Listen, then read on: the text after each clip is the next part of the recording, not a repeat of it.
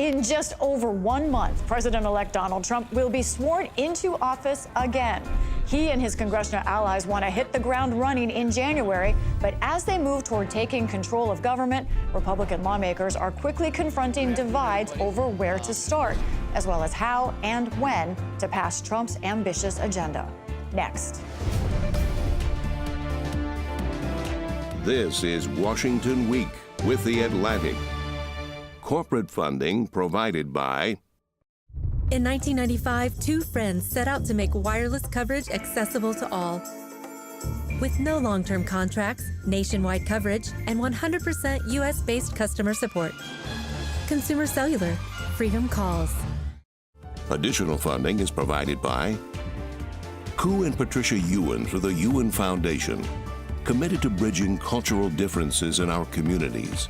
Sandra and Carl DeLay Magnuson, Rose Herschel and Andy Shreves, Robert and Susan Rosenbaum, the Corporation for Public Broadcasting, and by contributions to your PBS station from viewers like you.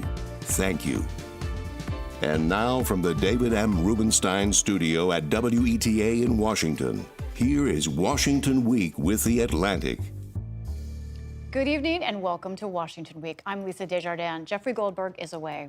President-elect Donald Trump and Republicans on Capitol Hill are unified on the big picture ahead, eagerly backing the Trump agenda on key issues like the border, taxes, and energy. But that's the easy part. Now, the hard part. Thanks to their razor-thin majority in the House and being far short of the 60 votes needed in the Senate to pass bills at will, a split has emerged among GOP leaders over how and when to turn Trump's legislative wish list into law. And by the way, what exactly is his wish list? Joining me tonight to take a closer look at Trump's promises and the reality of the present are Peter Baker, the New York Times chief Washington correspondent, Hans Nichols, a political reporter at Axios and the author of the Hill Leaders newsletter, Toluse Olorunnipa is the White House bureau chief at the Washington Post, and Vitali is a Capitol Hill correspondent for NBC News, and we're happy to say the newly named next anchor of MSNBC's Way Too Early. Welcome back to all of you. This is a very quality cast of people tonight. Peter, I want to start with you, and I want to start with a quote in one of your stories from this week. This is what you wrote. You wrote, as he prepares to move back into the White House, President-elect Trump's penchant for extravagant, ungrounded claims will challenge his ability to translate bravado into reality. We are at that moment of both bravado and reality. What do we know about the exact shape of Trump's agenda going into January, and how ready is it for action? Yeah, it's a good question. Look, they've had some time to prepare, right? And as much as he tried to distance himself from the 2025 project, obviously there's a blueprint there if he chooses to use it. A lot of the people who authored that blueprint now joining his administration. If you watch the interview he gave to NBC and Meet the Press this week, or read the one in Time Magazine, what you see is a person ready to move on all fronts all at once, right? It's like the movie, everything all at once. And what's unclear is how he actually manages that, because in fact, after 4 years in office, he ought to know that Washington doesn't actually work that way. There's a certain bandwidth beyond which you cannot take that much action. But he says on his first day, he's going to pardon January 6th rioters. He's going to move on energy. He's going to move on the border. He's going to move on the economy. He's going to do all these things right out of the gate. And what he's looking to do are things that don't require a lot of action from Congress right away, because I think he does believe that will slow things up, and he wants to demonstrate action. But then we get to the Congress part. Ali, you and I know these Republicans have been waiting, salivating for years for this kind of opportunity, and they do want to do everything. Tax cuts, energy, apparently now daylight savings is on the board as part of the agenda. But help us with what's really feasible here from what you see. Look, they're doing a lot of this through a process called reconciliation, but the key point of this is that everything's got to point back to having a tax incentive or a tax piece to it in order to actually be relevant to a reconciliation bill. So that means you can't actually do everything everywhere all at once. You have to do things by the parliamentarians' rules. We've actually just been through this 2 years ago when we looked at the way the Biden administration tried to leverage the fact that it had both houses of Congress and it wanted to do everything everything all at once. And we kept waiting for the parliamentarian to say, no, you can't do it this way. Yes, you can do it this way. And then, of course, Manchin and Sinema put their imprimatur on it. And we watched the way that one or two members could really shape the way that this legislation looked. That's what we're looking at in the Senate, of course, always, but also in the House, when you recognize the fact that these very slim margins that they have means that every House member really does get the ability to stand up and say, well, if I don't go for this, or one or two of us don't go for this, then suddenly it becomes very difficult to do. Yeah, it's really just a question of whether or not there's an individual member of the House that decides that he wants to look and sound and act like Joe Manchin. And if an individual member of the House, or two, depending on the margins, depending on when people leave, they're going to be able to throw a wrench into President Donald Trump's plan. Now, inside the Trump transition, they're convinced that they can just roll these members and that Donald Trump has a magic wand to force House Republicans into line. I'm not so sure, but I've been wrong on things in the past. I think that's part of the reason they're focusing so much on the cabinet selection and trying to force some of these senators that are on the fence about some of these controversial picks not to bow down to this pressure that they're facing from the Senate, because they realize that if Trump allows some of these senators who are pretty powerful and are pretty well respected in their own states to buck him on a number of things, then it's going to give leeway to a number of House members and other senators to block him on other things. So they are trying to force their hands. They're putting a lot of pressure on some of these senators. There's a whole social media campaign denigrating some of these senators just for asking questions about Trump's nominees. That's interesting, because you seem like it's like the cabinet process is horse breaking. They're trying to house break the senators, and once these senators are broken, according to that theory, then they will be much more pliant to do what the president says. On all of this, though, there's an enormous amount of things President Donald Trump can do administratively. Yeah. If he wants to actually have it be durable and have it be lasting, as we've learned from the Biden presidency, you need Congress to come along. So yes, you can have a bunch of short-term gains, short-term whims, feel great, it's a sugar high, and after 4 years, it's not there. When you talk to Trump officials, they want it to be durable and they want it to be lasting, and for that, they need the votes. And again, it's unclear if they have them. Peter, how much of the Trump agenda from where you sit is bravado, and how much of it is he serious about? And then do other Republicans know the difference? Well, it's interesting, right? Because he says these things and we don't take them seriously because they're not serious in some cases, right? He says, I'm going to solve the Ukraine war in 24 hours and I'll do it before the inauguration. Really? He hasn't told us how he's going to do that, and there doesn't seem to be any move to actually do that. And in the interview with Time, he began to seem like he was backing away, saying, well, maybe they'll wait till I get in office. So did anybody actually take that seriously? Are we going to hold him accountable for not doing what we didn't think he was ever going to do in the first place? That's a really interesting question. A couple other examples. Deporting all 11 million people in the country illegally. Keep in mind, during his entire 4-year tenure, he only deported less than 1 million.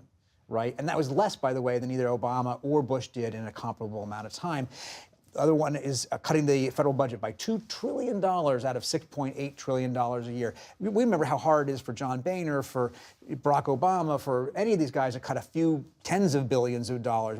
There's no chance anybody thinks they're going to get $2 trillion out of this budget, and yet we don't take it seriously, but we expect him to make an effort. But Trump has always gotten the benefit of his words being water. And that's actually something that in my conversations with Democratic sources, especially on Capitol Hill, they recognize the power of being able to kind of play in that nebulous policy space because Trump is not necessarily wed to one policy idea. Certainly, if you're one of the last people who has a conversation with him, which is why the behind the scenes, in the room reporting that all of y'all do so well is so important, you get to know who's influencing him. And certainly, Republicans are aware of that, but Democrats are very much aware of that too. And I think we'll see them, and we've already seen tempering of their reactions and responses. We were talking about this earlier. It's a little bit less hair on fire than it was a few years ago, but at the same time, they are watching with more knowledge now, and they plan to use it. So talking about sort of Trump versus Trump, I want to talk about something else that came up in the Time magazine story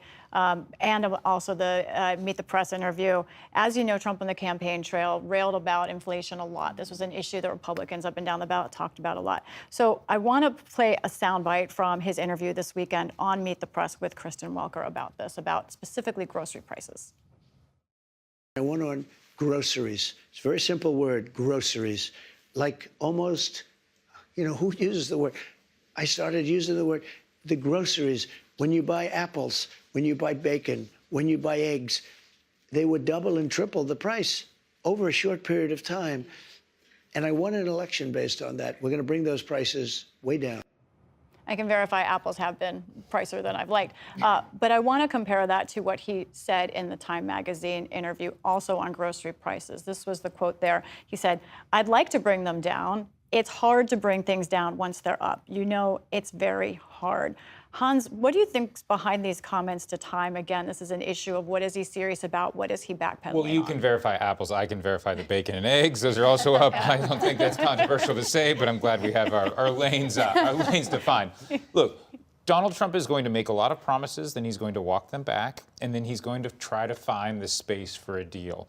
I don't think anyone, back to sort of a magical wand he may or may not have, there's nothing he can do to lower prices from where they are. He can slow the rate of incline, but if prices actually go down, we're in a deflationary situation, and that is much more scary for the economy, and that is much more devastating for growth, for people's prosperities, for people's futures. So I hear him saying there, and he's like, you know, especially in the Time magazine interview, he's giving himself a safety valve, and he's giving himself a lot of safety valves. Now, I don't know how many, to sort of torture my metaphor or switch it, I don't know how many parachutes he's going to have, right? But he is clearly packing a few, and Peter, save me from my bad analysis, right? Be my editor. For parachutes with safety valves. Yeah, it's fine. You can't have too much Help me safety. out. I don't know.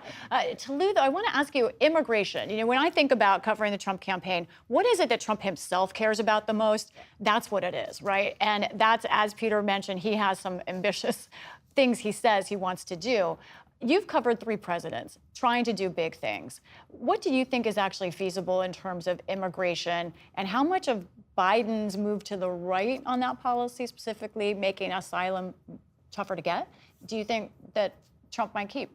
I think it's important to note that Trump has sort of moderated his language or rolled back some of his promises on other issues like inflation and even on transgender issues. But when it comes to the border, But this week. yeah, just this week. Just this week. He's We'll changed see. his, Yeah. changed his Right. tune. But on the border for the past 4 years, 8 years, he has had a singular tune. He's talked about people coming into the country, making the country worse, and saying that we need to get them out. He tried to do a lot of it in his first term. He ran into the family separation situation that his administration put forward. There was a lot of outcry. He had to roll that back. I think this time around, he's not worried as much about the outcry. He is determined to do what he can do with executive power. I don't think there is going to be a big immigration bill under his administration, no kind of comprehensive immigration bill at least. They may get something for the wall or something like that. But I think on day one, he's going to try to do what he can do with executive power. Now, he is going to run up against the limits of executive power. You cannot have the military operating as an internal immigration force because there are laws against that. And so he's going to try to do as much as he can. And it's going to disrupt some things, but he's going to be running up against the limits of his power. And Congress is going to be a bulwark against him as well. Here's one of the paradoxes of Trump taking over at this time, and Toluse and Hans just referenced it in effect. He said he would fight inflation. He said he would seal the border. He said he would bring down crime. All 3 of those are actually already fixed, more or less. Inflation is back to normal. Prices haven't come down, and you don't actually want prices to come down from where they are now because it gets you to deflation. But inflation. But people are still feeling that. There is still a problem. It is a problem, but the problem is you can't. The solution to actually bring prices down is not actually what any economist would advocate you do. They would want you to moderate the inflation rate, which has happened, and make wages go up, which is actually happening, right? The border crossings now are at the low point to where they were when Trump left office. And crime, which he says is sky high and he's going to fix, is actually at a years-long low. So he actually, in some ways, is inheriting a situation very adverse to what he said he was going to be fixing because it's already at a place where he needs to fix. So therefore, he has to demonstrate progress. So he can do what he wants on building the wall, but he's not going to bring those border numbers down a whole lot further. So he has to go after people who are already in the country. That's why you hear him focus on deportation, because the border itself, actually, right now, after Biden's belated, policy changes, has actually kind of been tightened at this point. So he can also just declare victory, right? Yeah.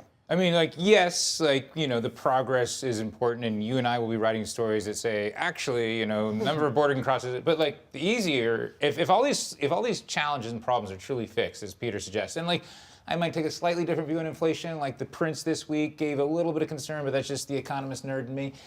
If all the problems are truly solved, he can just declare victory and say it was because of me. And I don't think anyone at this table would disagree with Donald Trump. He has a pretty easy time declaring victory, whether or not victory is right for him to declare. I think that's something his voters like about him, actually, right? That they want that sense of that something good is happening. I've got to guarantee whether or not whatever is real on the ground. I'm hearing this. I think when you look at Trump's theory of the case on how and why he won, it is inflation and it's immigration. And if inflation, he's powerless and he's giving himself a little bit of leeway there, that's going to put more pressure on him to do something real on immigration. Now, yes, crossings are down, but I think for when you talk to sort of core Republican voters, especially on the Hill, they're talking about a whole basket of issues when they talk about immigration. Crime gets folded into that. And so they get to this sort of really messy question of how you're going to do deportations. And what does success look like there, and what's progress look like? But this is also where, I'm sorry, Liz, this is where when you see Trump ratcheting up and darkening his rhetoric consistently over the course of this campaign, and certainly some of his most brutal rhetoric has been around immigrants who come to this country illegally, we've seen it only continue. You make the point rightly that he can't, for many reasons, use the military to do a deportation system, but in that time interview, he says, well, it's an invasion we should be able to use. And so we're watching him, and it's always constantly watching him shift that Overton window where people are talking about things that are unfathomable, and then you come back 5 years later, and suddenly he's put it into the ether so much that it's sort of become common speak. That's, I think, what we're watching him do here, and Republicans have been priming on this over the course of the last several years in legislation they know is never going to get passed. But quite frankly, I'm just waiting for the moment that the Senate bill that was so bipartisanly negotiated, that Democrats really gave so many things to Republicans on, and Donald Trump ultimately killed in the Senate. I'm just waiting for that to come back around and for Trump to say, it's a great bill, I'm ready to do it now. And Kirsten Sinema will be watching that with a martini. From the wings. Switzerland, I think, something behind that bill. Toluse, I want to ask you about this idea going forward that we're in this we're seeing some darker rhetoric from Trump. We're seeing this kind of intensity. But Democrats, what is their plan right now for dealing with Trump 2.0, and especially on immigration? That's something that they care about, obviously, as well.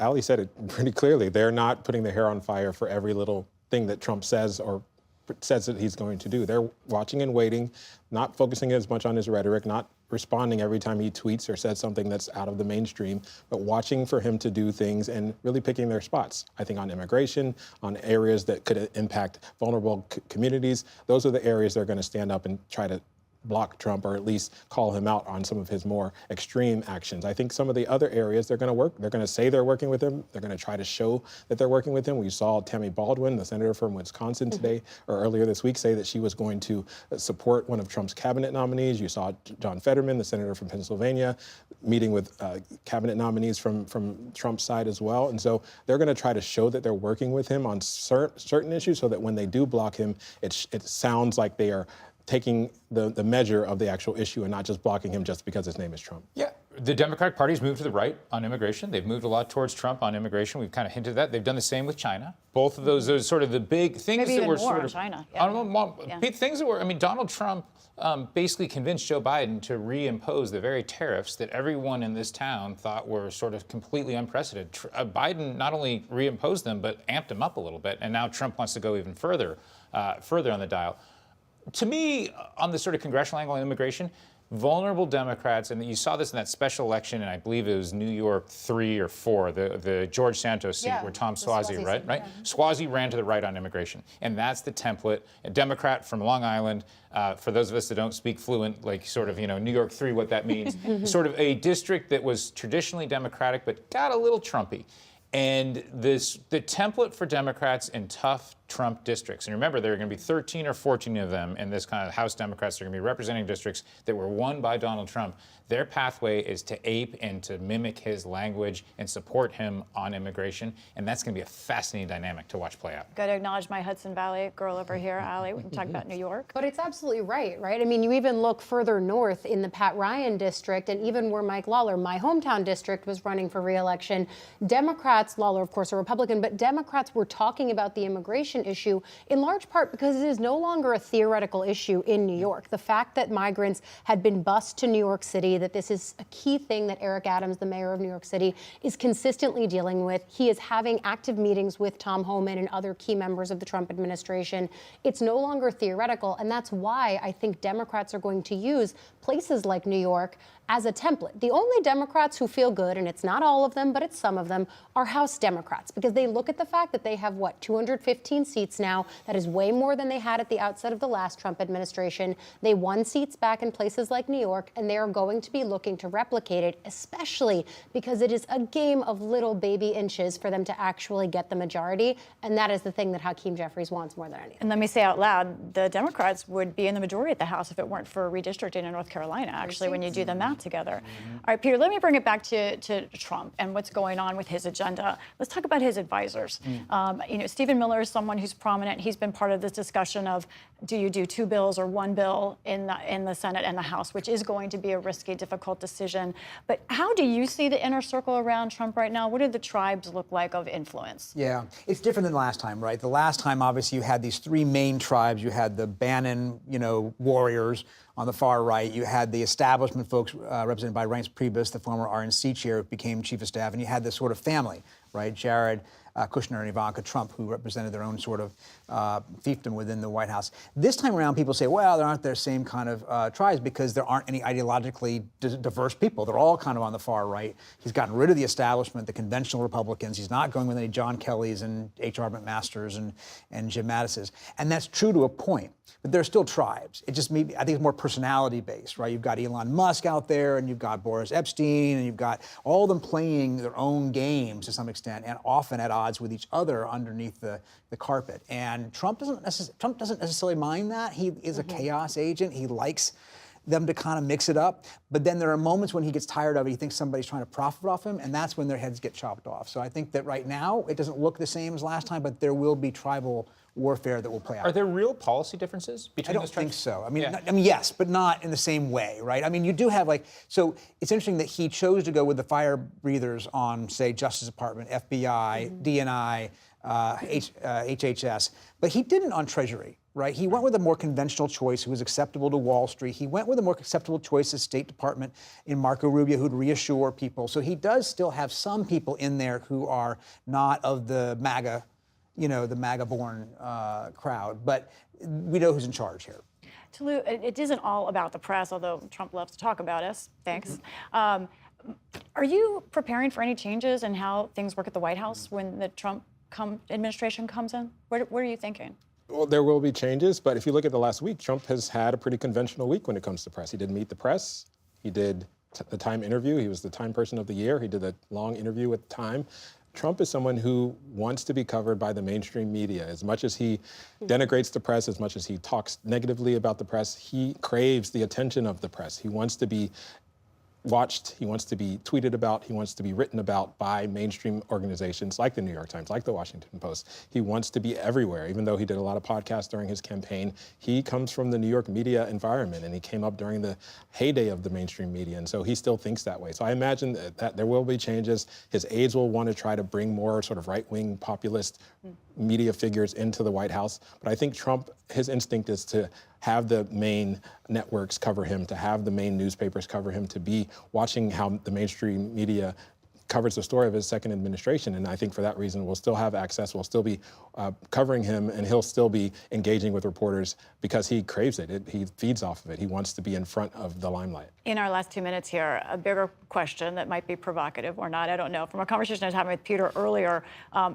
it is said that we have one president at a time. However, President-elect Trump has not been scared to represent the United States in a sort of head of state kind of way around the world, including in Paris, France. So my question to you, is he already starting the job?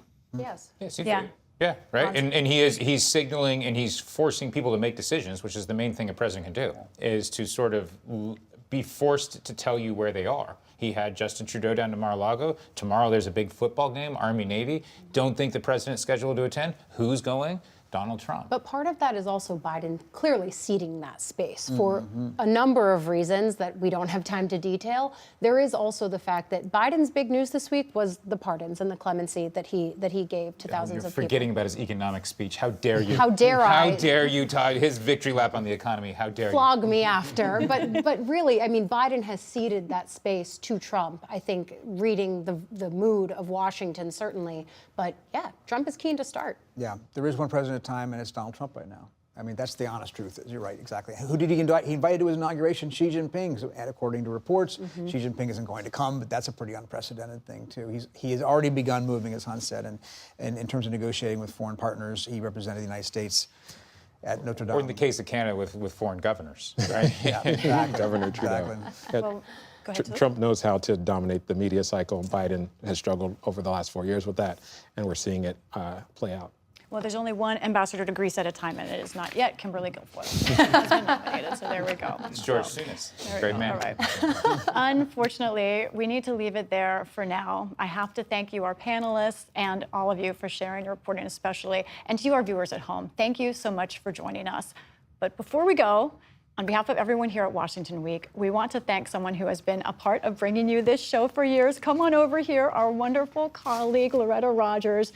Our Friday nights would not be the same without you.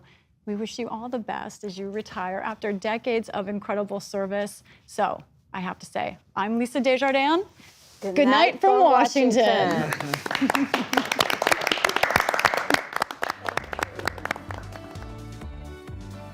Corporate funding for Washington Week with The Atlantic is provided by Consumer Cellular.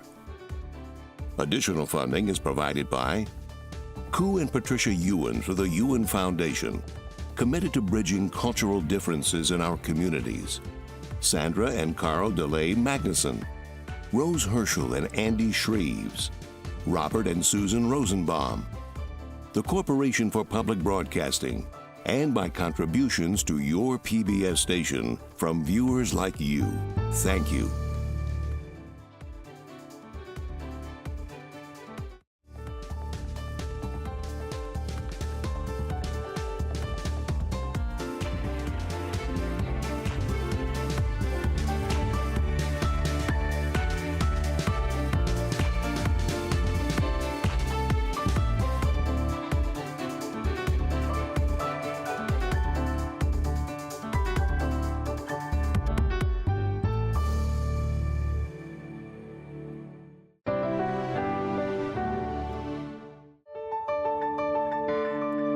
You're watching PBS.